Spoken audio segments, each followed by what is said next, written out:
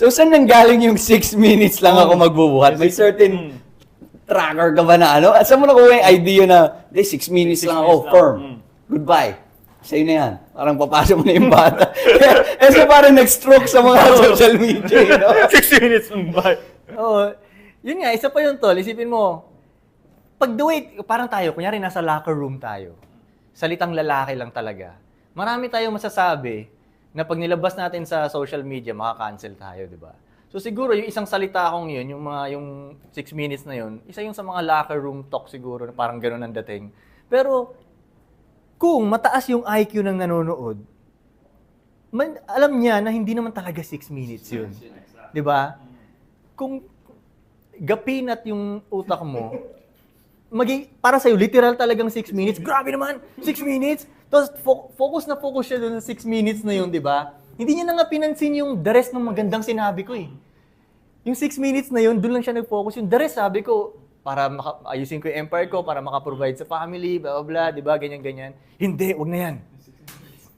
Dapat hindi 6 minutes mo lang kinarga yung anak mo, ganyan-ganyan. O, ganun nga, ka-TikTok brain yung mga ano, di ba? Nagpo-focus sa out of context na details, kumbaga. O kumbaga, tsaka tol, yun nga, nagiging out of context yun kasi ang pinanood lang nila. O mo, lahat kayong mga nag-react doon na gumawa kayo ng hit piece sa akin ha, napanood nyo ba yung long form? Di ba? Hindi nyo napanood yung long form. Sanay na sanay kayo dyan sa 15 seconds nyo na attention span. Nag-focus kayo dun sa TikTok na, yung sa Reels na yun o ano. Pag pinanood nyo ang long form, hindi naman ganun yung dating ng kwentuhan eh. Hindi siya about sa wag alagaan yung anak eh. Hindi siya about dun eh. Di ba? Kung papanoorin mo yung long form, about yung sa responsibility mo Pag-provide. as a father, na ang responsibility mo, masigurado na okay ang pamilya mo. So, the more na mag-i-spend ka doon ng time, magkarga-karga ka doon ng ano, like nakakagawa ka na sana ng money doon. Hindi ko naman sinasabing, wag mong kargahin eh. Wala akong sinabing ganun eh.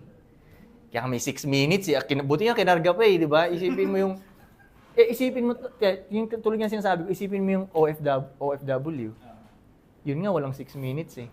Di ba? Years silang di na nakarga yung ano, pagbalik nila. Malaki na yung anak nila. Masama ba sila? Hindi naman ah. Ginawa lang nila yung dapat nilang gawin. Yun lang yung choice nung panahon na yun eh. Diba? Ngayon, kung let's say, nasa tamang estado ka na ng buhay, na pwede mo nang kargahin ng matagal yung anak mo, fine. Tama yan, magkaroon ka ng quality time sa anak mo. Yun nga ang point ng pagpepera mo eh, para magkaroon ka ng time dito sa mga mahal mo sa buhay eh. Pero mostly naman ang nanonood ng podcast na yun, wala sa ganung level ng buhay eh. Kaya sila din yung kausap ko. Kumbaga para sa akin, dog, broke ka pa, bakit ka nagkakakarga ng bata dyan ng ganyang katagal? Anong ginagawa ng misis mo? Di ba? Oh, yun ang point ko. Sino ka kaya? So, ang pinaka-point mo is kumayod ka muna bago ka mag-take time for that matter. Parang gano'n. Kumayod ka muna. Kahit nga kumakayod ka eh.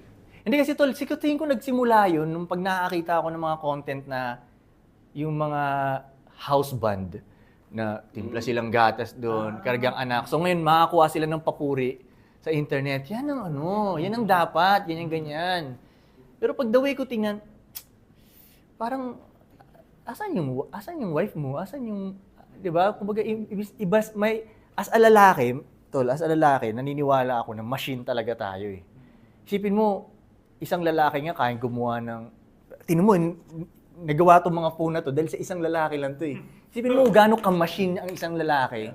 Kumbaga para sa akin, kung machine ka, marami kang pwedeng magawang something great.